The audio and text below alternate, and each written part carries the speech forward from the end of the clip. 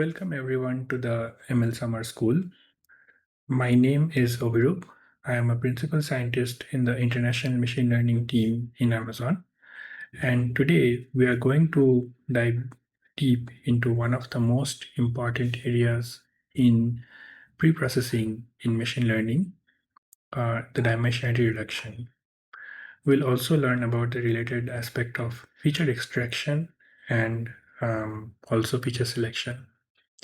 This will be a section one or part one in a three-part module. And in this first part, we're going to build up the motivation for why we even need to reduce the number of features in the first place. We'll start by exploring the curse of dimensionality, which is a fascinating phenomena where high-dimensional spaces behave in deeply counterintuitive ways. Our geometric intuition, developed from living in three spatial dimensions, completely breaks down when we move to 50 or 100 or 1000 dimensions.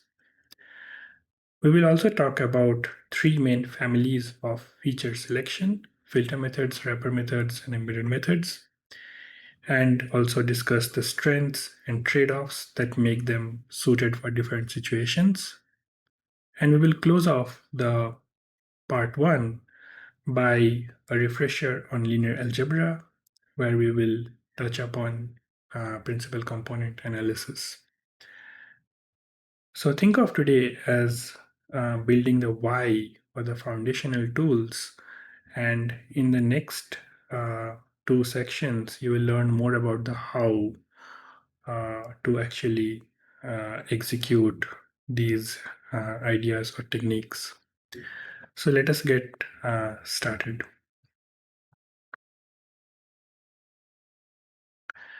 So here is our roadmap for today.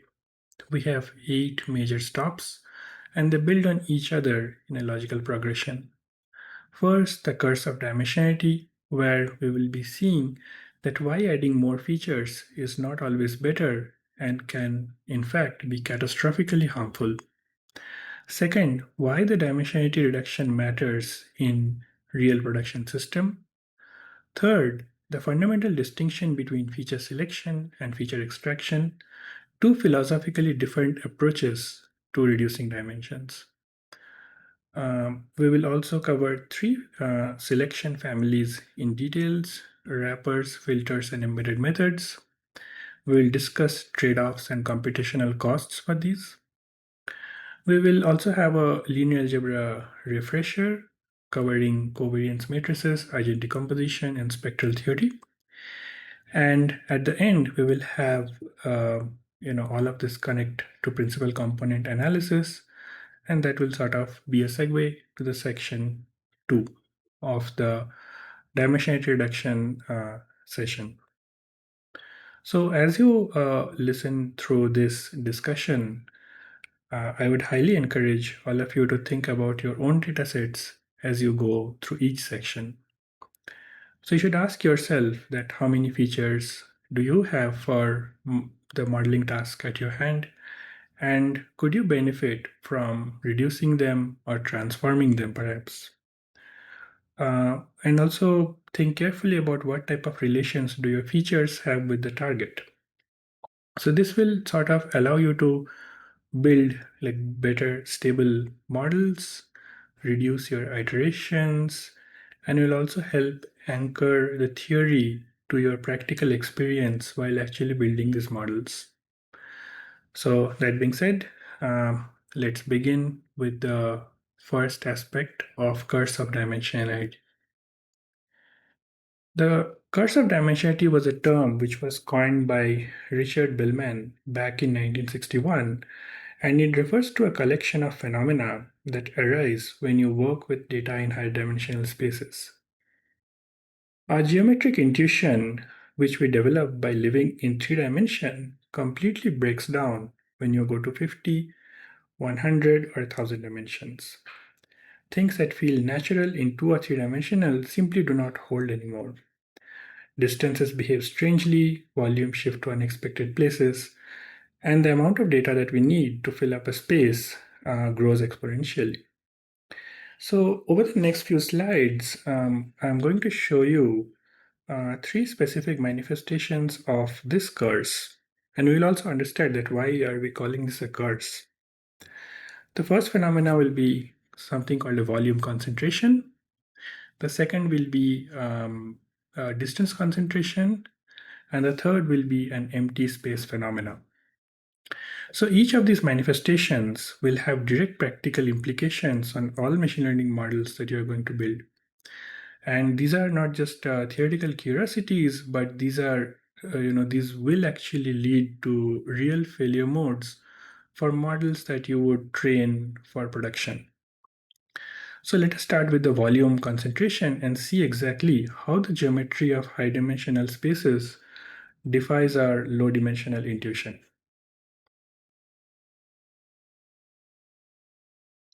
So let's look at the first phenomena of volume concentration. Imagine that you have a unit hypercube. So each side goes from 0 to 1, and you inscribe the largest possible hypersphere inside it. In two dimension, the circle uh, would take up about 79% of the area of the square. In three dimensions, the sphere would fill up about 52% of the volume of the cube, which is the first figure we see on the left. And as we increase the number of dimensions, the volume of the sphere relative to the cube does not only decrease, it collapses to zero exponentially fast. By the time we reach 10 dimensions, the sphere occupies only 1/4 of 1% of the cube's volume, like 0.25%. The formula on the slide, which is visible on the left part of the slide, shows that why this is would happen. The volume of the unit d-dimensional sphere is pi raised to the power of d by 2. So it's roughly around 1.5, 1.6 power d. And so which means that the numerator grows, exponentially with d. However, the denominator, which is gamma function of d by 2 plus 1, that grows super exponentially, and we can show this by using Stirling's approximation. And we can show that this expression, like the denominator, dominates any exponential that we would have in the numerator. So the ratio as a whole goes to 0 as d goes to infinity. And as we are seeing in these examples, that even at a dimension of 10, the ratio is already 0.25%, so which is already quite low. The So the practical implication of this is that almost all the volume in the hyperdimensional cube is concentrated in the corners, far from the center. And if we were to sample uniformly at random inside the cube, almost none of the points will land near the center where the sphere is. This is deeply problematic for any method that relies on the notion of nearby points, because in high dimensions, the geometry of nearness is completely different from what we were expecting based on our intuition in 2D or 3D. So in the high dimension, most of the data would actually end up isolated in corners rather than being in the central region. So we'll next go over the distance concentration phenomena, which I think is even more counterintuitive. Distance concentration means that as the number of dimensions grow, the difference between your nearest neighbor and your farthest neighbor becomes negligible relative to the distance themselves. The formula on the slide sort of uh, just presents it in a more compact way, where the ratio of dmax minus dmin divided by dmin goes to 0 as d goes to infinity. So what this means is that the gap between the closest and the farthest shrinks to nothing as compared to the distances involved. So let's think about like what this means for an algorithm like k-means. Uh, the whole idea of k-means is built on the idea that the closest neighbors are meaningfully much closer than the other points. But in high dimension, it can happen, say, an example that the five nearest neighbors are at a distance of 9.97, while the furthest point in the entire data set is at a distance of 10.03, say. So the algorithm like might still be able to pick up the five most closest point by sorting, but the choice is essentially arbitrary and extremely noisy. So the same problem also comes up in kernel methods, which let's say some like in an RBF kernel, which uses Gaussian function as a distance. If all the distances are getting nearly identical, all the kernel values become identical as a result. And the kernel matrix carries no useful discriminative information. K-means cluster assignments become arbitrary as a result. Uh, so, like a practical check that you can do uh, given your data, and actually, it's an interesting exercise also that see this observed ratio distribution. So, in your case, if the ratio sort of drops below zero point 0.1, then the distance-based methods like kernel methods Kanin, they are operating on noise rather than genuine structure because it is not able to discern between what's a very far away point and what's a very nearby point as compared to the distance values. So this is a cheap and fast diagnostic and also a good intuitive check you can do before even sort of trying to understand if these models will work or like what will be the fidelity of these models, and it also gives you a good intuition like why it might not be working.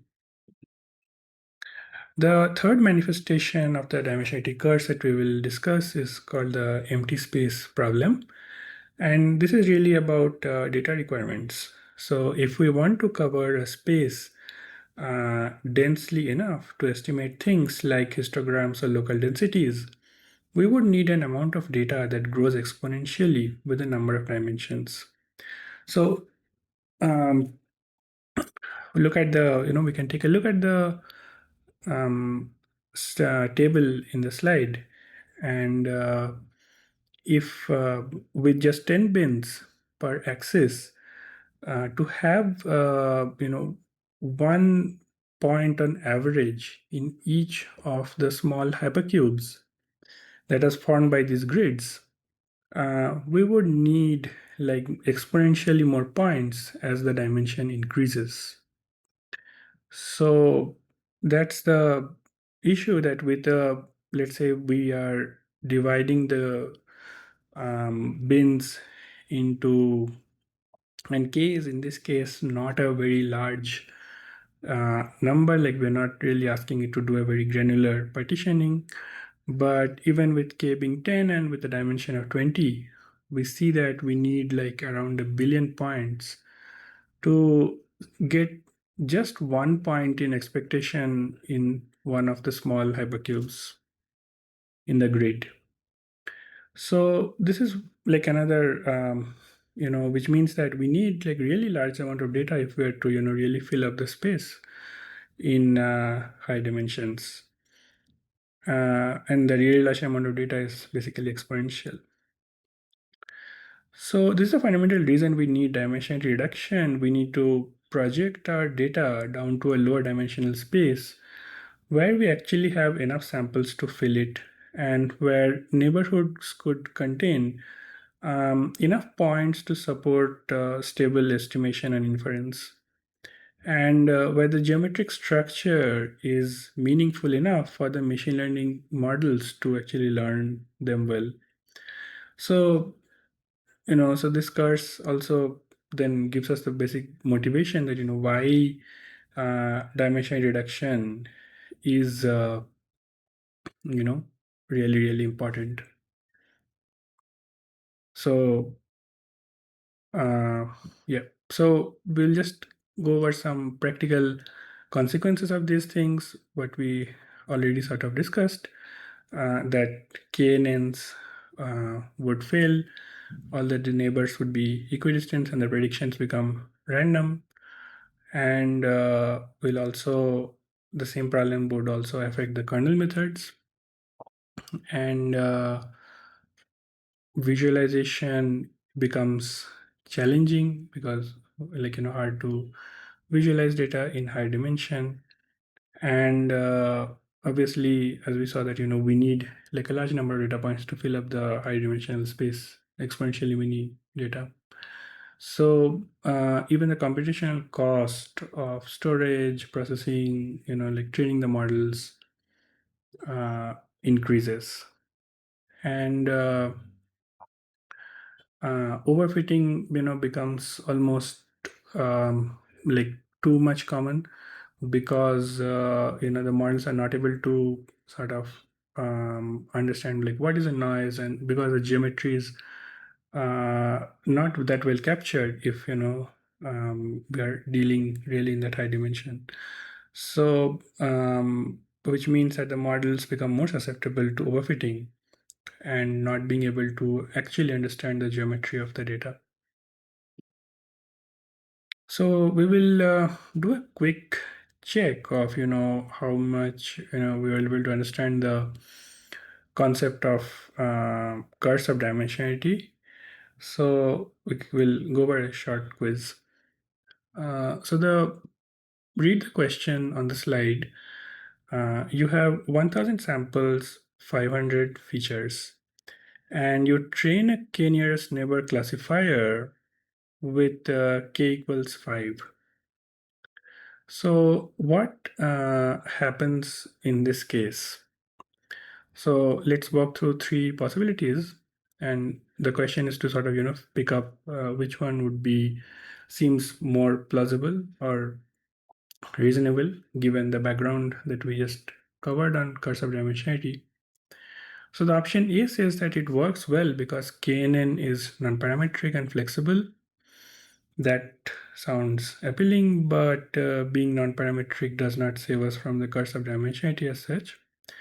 Non-parametric just means that we do not assume a particular functional form, and it actually is not a statement about the geometry of the space.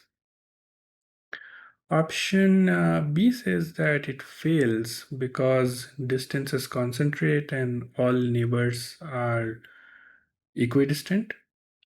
And option C says that if we increase k in the KNN classifier to, let's say, to 50, then like the distance or rather the classifier would start performing.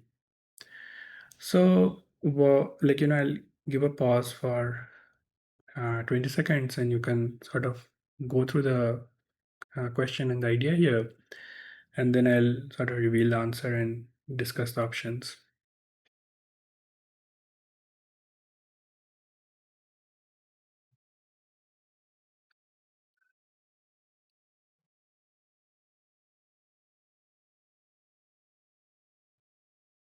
Okay, so I think like maybe you had a chance to um, sort of think through the options, and like the correct answer is B.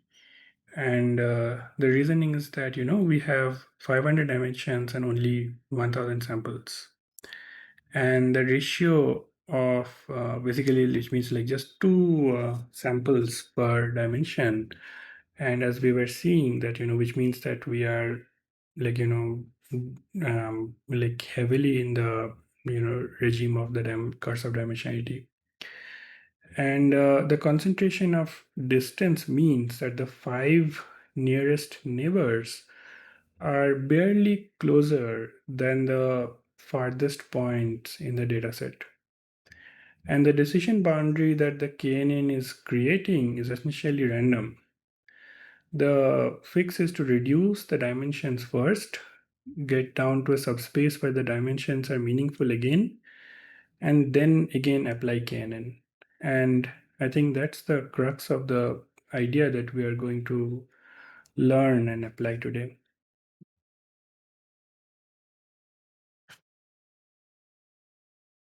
So why dimensionality reduction? I think we gave now you have a solid foundation or understanding of why high dimensions are problematic. And now I think we are in a position to discuss like what can we actually do about this.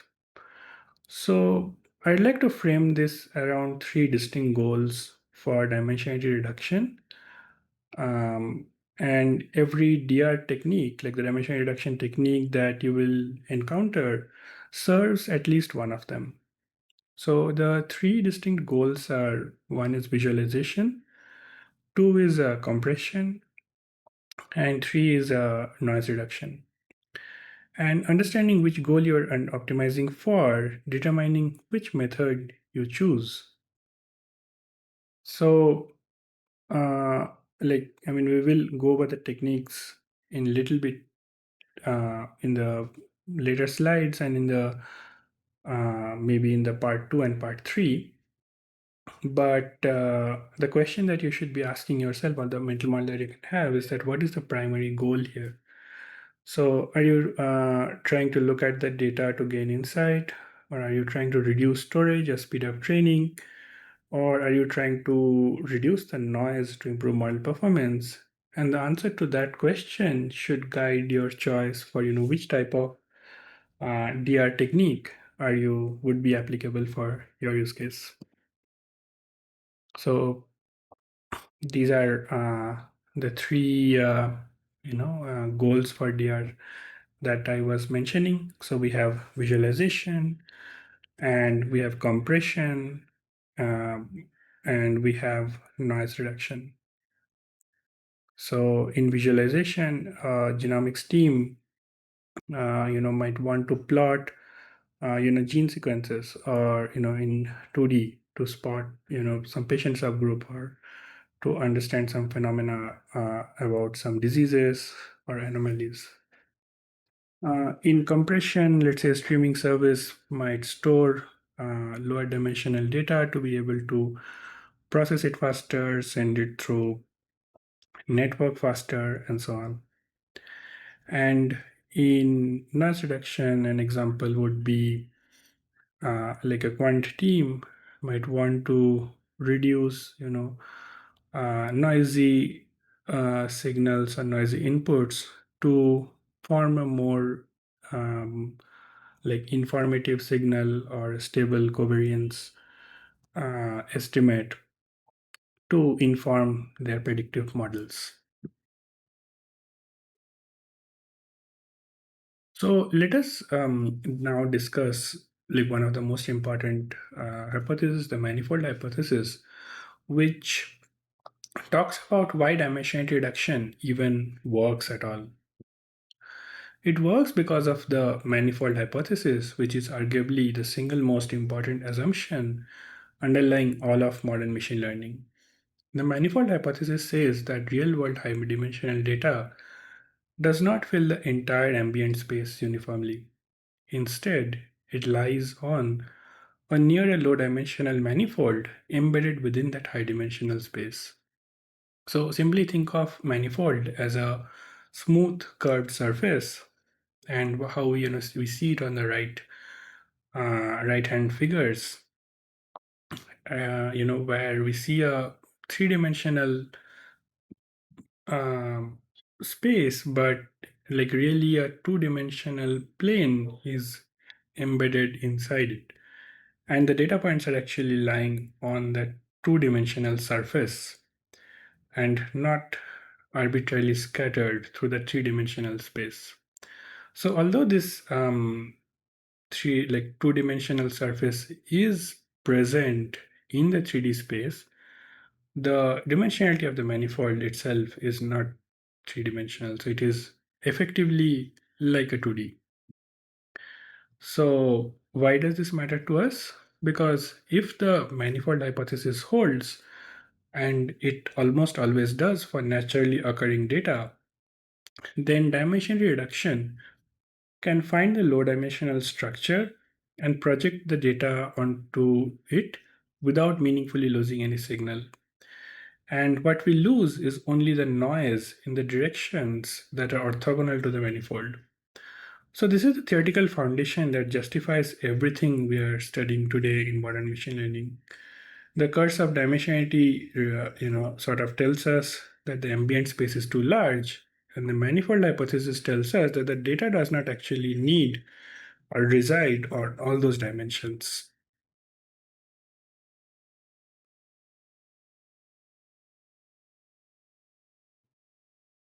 Yeah, so I mean, just a recap on why DR matters in the production ML. So one is storage, speed, generalization, interpretability through visualization, and denoising.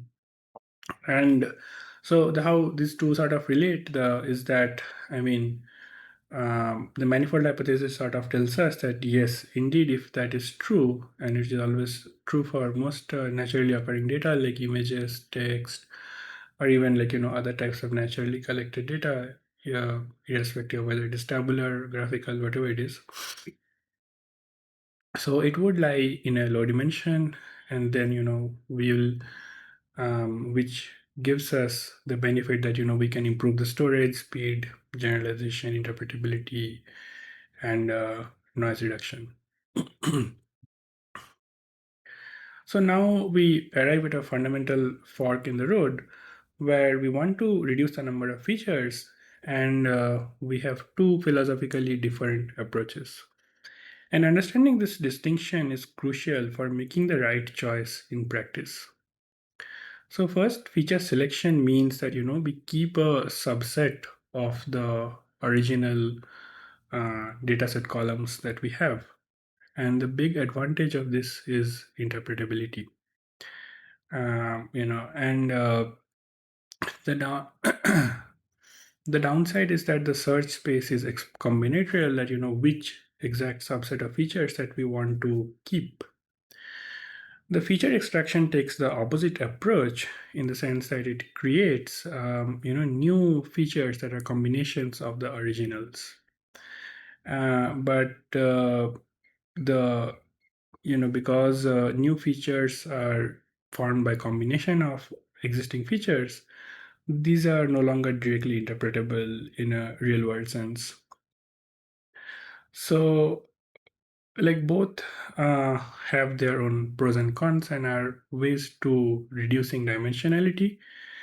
And if we need like to give importance to the explainability, like, and if the business stakeholder or to let's say in some cases due to compliance we need to give more interpretations, then obviously we'll have to have give more importance to feature selection methods. And if we are purely interested in performative or prediction performance, then maybe feature extraction is a superior technique. But I think uh, that's just a very high level rule of thumb.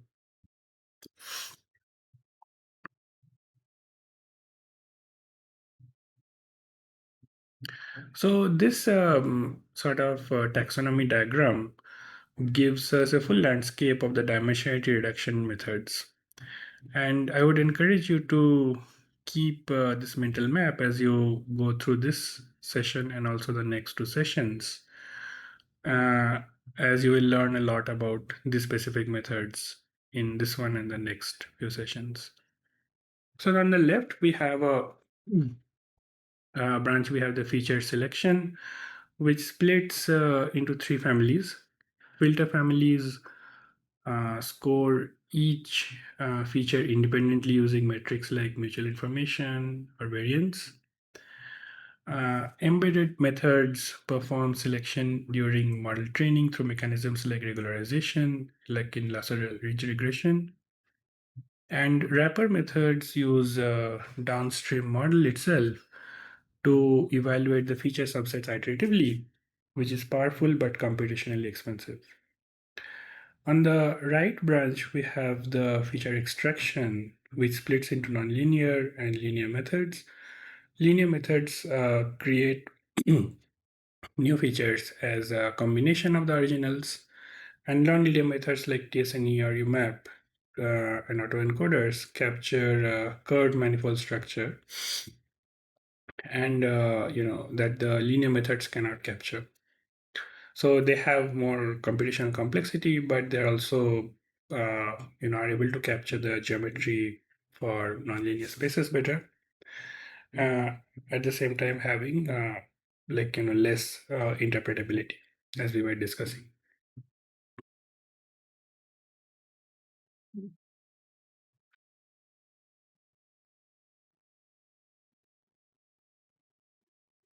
Next, we will go over wrapper methods. Wrapper methods are the most intuitive but most expensive approach. We treat the model as a black box, try different feature subsets, train and evaluate with cross-validation. The strength lies in capturing interactions naturally since they evaluate subsets as wholes. However, they are costly as each candidate subset requires a full model fit. There are three strategies of doing this called forward selection, backward elimination, and recursive feature elimination. The core idea or the loop in the wrapper methods is that we select a subset, we train model on it, evaluate with cross validation, and then update based on the results of the cross validation. The total costs becomes the subsets that were tried times the modeling, the cost to fit the model, times the cost to perform cross validation. For logistic regression, this is maybe possibly manageable, but for costly models which are costly to train, like neural networks, this is prohibitive. Wrapper methods are mostly practical for fast models and under, when we have less number of features, so the possible number of subsets are low. Beyond that, we should consider what are called embedded methods. Uh, So we'll discuss forward selection in this context, where forward selection starts empty and greedily adds one feature at a time, keeping whichever gives the best improvement. And this is much cheaper than an exhaustive search. The limitation is that it is greedy, so it cannot discover interactions where two features are useless alone but powerful together. So although this is but this using this sort of also requires some amount of appropriate understanding of the informative features in the sense that which ones have more marginal value. So backward elimination starts with all the features and removes the least useful at each step. The advantage is that it captures interactions naturally because since the starting, all the features were included. Um, so if two features are only useful when they are present together, then removing either one hurts. So both ones are kept. So in that way, some of the interactions are naturally preserved. However, for large spaces, the cost becomes quadratic in the number of features and it becomes a bit costly. And finally, we have the recursive feature elimination. So RFE trains a model, ranks feature by internal importance scores like Gini importance, and removes the bottom k and retrains the model. So this is much faster than backward elimination because it is using the model weights to guide for the removal than trying every possible drop. So this is obviously like much more practical and useful than the other two in general. So we will next discuss filter methods. So filter methods take the opposite philosophy, where each feature is scored independently against the target, but no model is trained. This is extremely fast and model agnostic, and sort of can serve as a good first cut to from go from 10,000 features to 500 maybe before applying anything more expensive. But the limitation is that this is univariate scoring and cannot capture interactions or redundancy. So the pipeline would go like this, that the features go in, they're scored independently using mutual information or chi-square coefficient or the correlation, and then the threshold is set to keep top k based on this scores. And this is fast because this doesn't require model training, this is model agnostic. However, the limitation remains that this is a univariate evaluation. Variance threshold is an idea where if a feature has near zero variance, it is nearly constant and carries zero information. So this again, which shows that the feature itself doesn't have much information or variation inside it to be really useful for the downstream task. So this can also be like a first layer of uh, filtering that can be done. And similarly, Pearson correlation, the covariance divided by the standard deviation. It takes a value between -1 and 1. And, Pearson correlation cannot obviously detect nonlinear relationships. And, but we can still use it to set some thresholds, but the problem is that it will still univariate, and its ability to capture only linear trends. So a better choice is to perhaps use mutual information, where mutual information captures any statistical dependence, linear, quadratic, periodic, or anything. So the mutual information equals 0 if and only if the variables are truly independent. So the only challenge is that the estimation of this is a bit costly and requires binning or KNN-based estimators, which itself introduces some amount of noise. But if you have like more than a few thousand or tens of thousands of samples, so then mutual information would provide a much more informative information than just looking at a Pearson correlation coefficient. And finally, we can also perform chi-square or ANOVA type test. Both are categorical. So if both the target and the feature type is categorical, then we can go for chi-square. If it's a continuous target and a categorical feature, we can go for ANOVA F test. If both are continuous, we can go for a Pearson tau test. And if we do not have any as such information about them, we can always go for the mutual information. However, note that these, if we are using the wrong test on the wrong set of pairs, then the test itself may not be meaningful as such. So it is important to understand that what is the null hypothesis for the tests, and if we are using the tests in the right way. So next we'll come to the embedded methods, where embedded methods perform feature selection inside model training. The objective includes a general regularization penalty that pushes coefficients to 0. So no separate selection step is needed. These are faster than wrappers, more powerful than filters, since they see feature interactions within the model. So we will discuss ridge regression with L2, lasso with L1, elastic net combining both of these, and then tree-based importance under the embedded methods. The key idea here is that we add a regularization term to the loss function. Without it, the model overfits with large coefficient. However, in the presence of that regularization, the model balances fitting data against keeping coefficient small. L2 shrinks, but like if we are using a L2 regularization, then it will shrink. but it will never lead the coefficients go to zero, where L1 drives the coefficients going to zero. And we have a mixture of these two, which is the elastic net. So we train one model and regularization handles selection during that just that single training run, depending on the type of regularization that is used. So which makes the overall idea very elegant and efficient.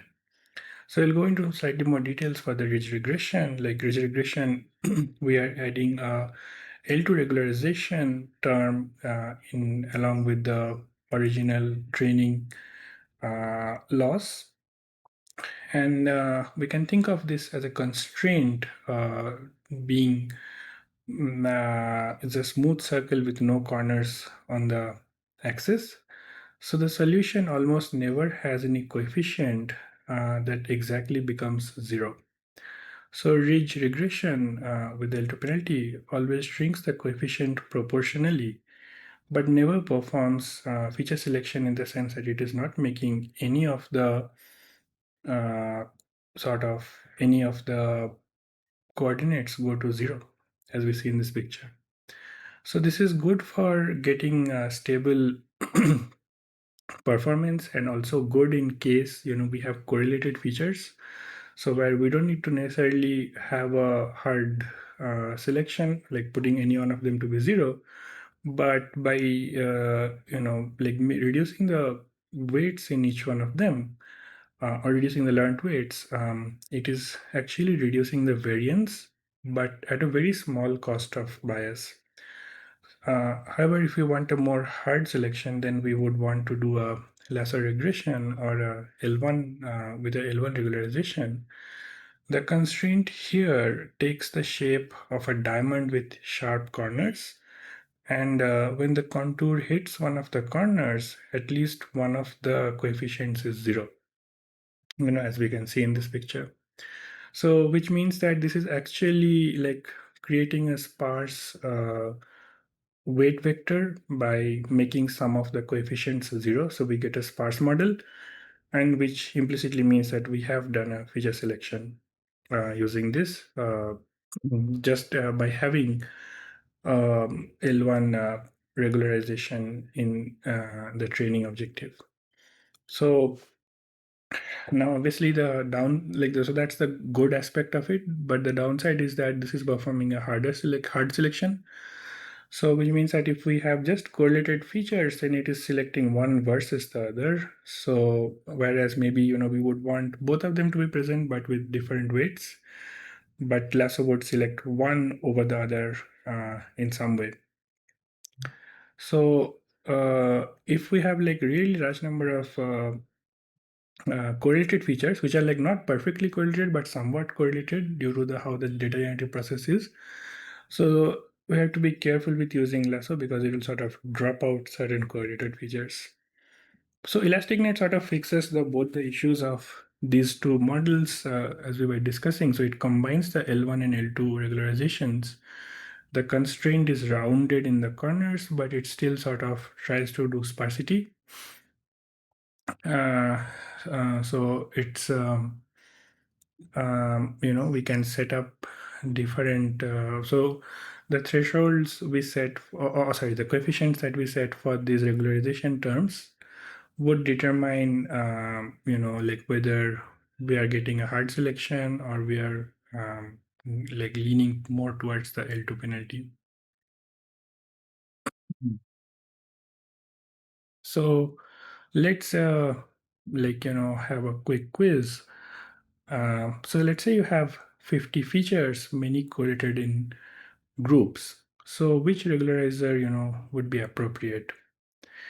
Uh, so Lasso picks one per group, which is option A. Ridge regression sort of shrinks all of them, but never actually makes any one of them zero. And ElasticNet sort of keeps the groups correlated features together and zeroes out irrelevant groups. So which one would be the most appropriate given this setup? So I'll give you around 15 seconds to think, and then we will sort of discuss the answer.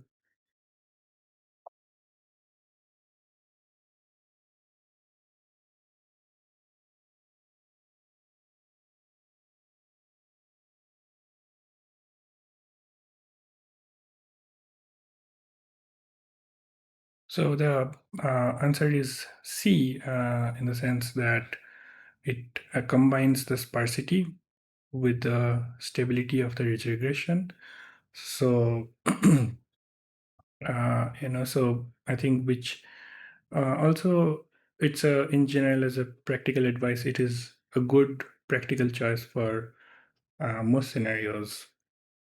So, um, I mean, like obviously we can choose to vary the coefficients and or the weightage and the penalties for L1 and L2 and sort of shift one towards the other, but this is a good choice for most of the problems. So we'll also go take a quick look at the regularization paths performed, how basically as the ratio of the weights that we're using in the if we are using an elastic net, then how does it change?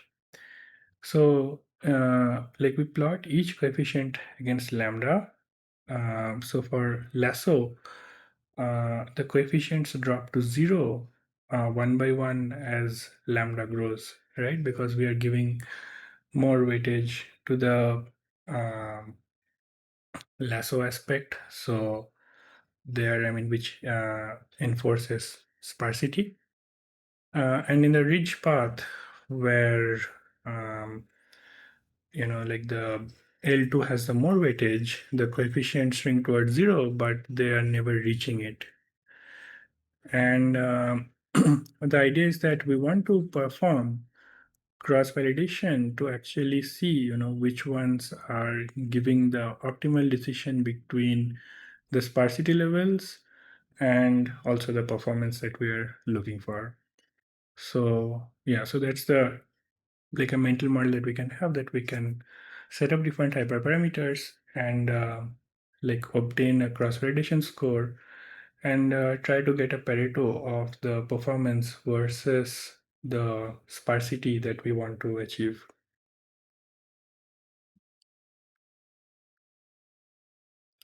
So next we will discuss the tree-based feature importance. So trees decide which features to split on, like gradient boosting trees. If you have worked with models like XGBoost or like GBM, and like give natural, so these models sort of provide a natural way for feature importance, which is the Gini importance. And Gini importance sums impurity reduction across splits, and it is sort of very easy to and efficient to compute in the case of trees. But it is also like slightly biased towards high cardinality features, because those are susceptible to having more presence in more number of nodes. So they would be split much more times, like unnecessarily inflating their importance. And permutation importance shuffles the features and measures accuracy drop.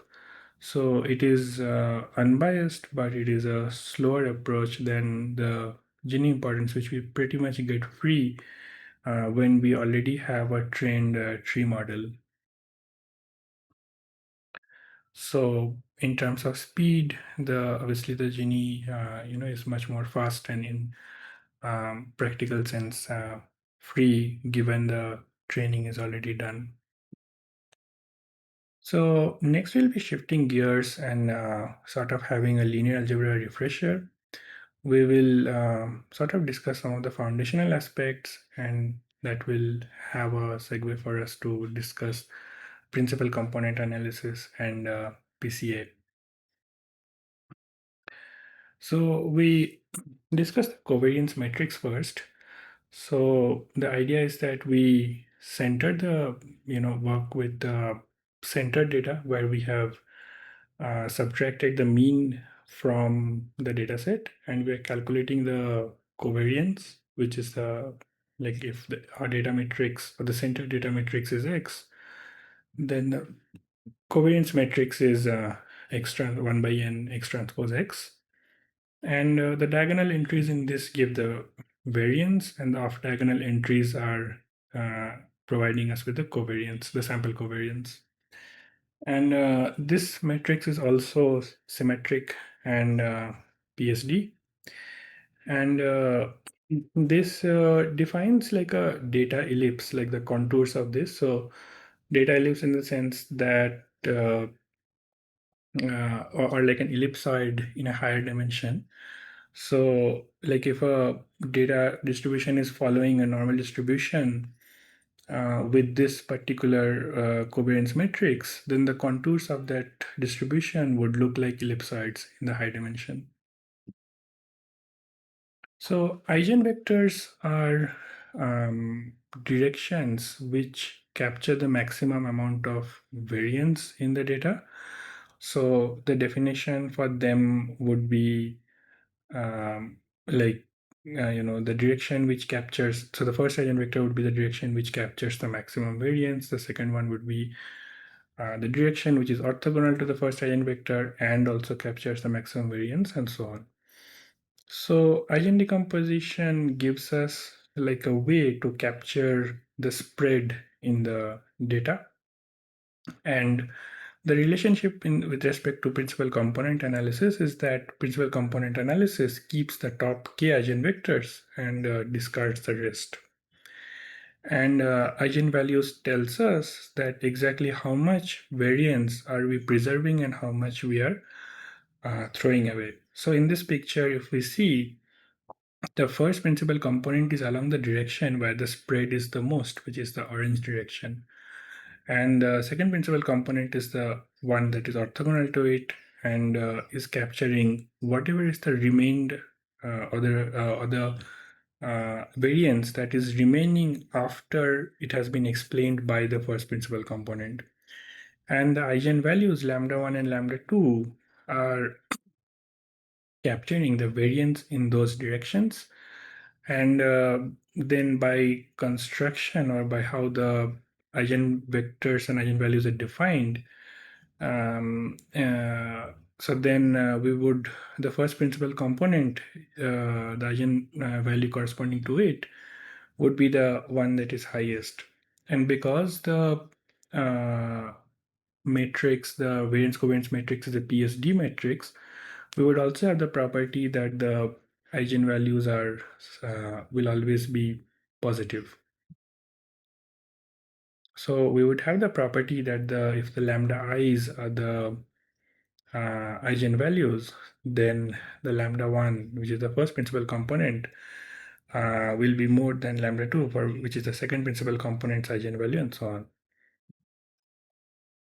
So this brings us to spectral decomposition, which is a matrix factorization of the covariance matrix.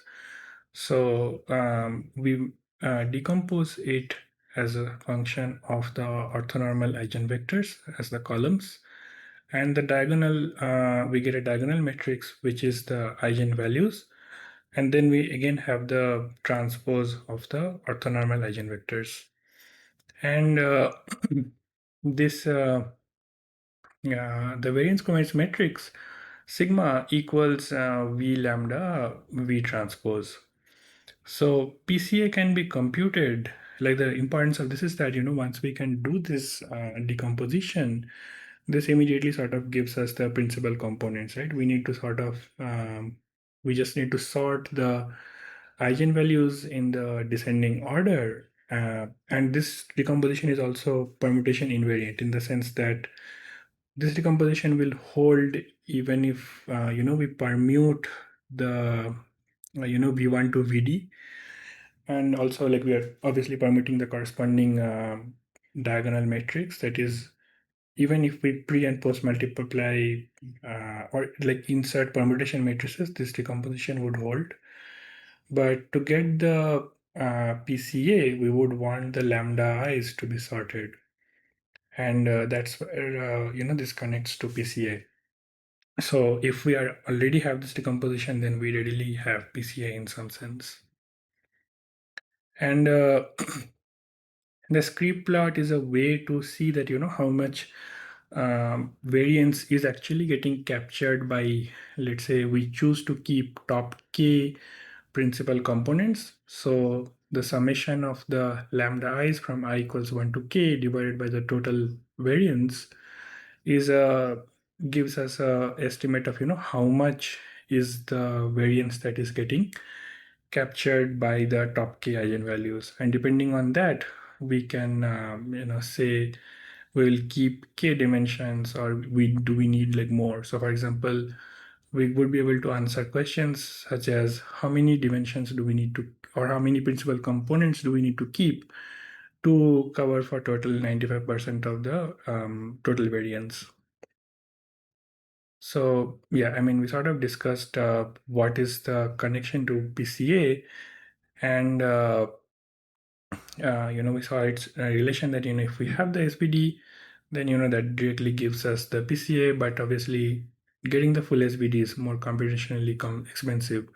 So we also have like other efficient ways to calculate the PCA. So going forward in section 2 and section 3, you will learn more about PCA and nonlinear methods of doing dimensionality reduction. So like a quick recap of what we covered in the first session. So we covered the curse of dimensionality. We covered its three manifestations, and we said that DR in practice will have three kind of uses: visualization, compression, and noise reduction.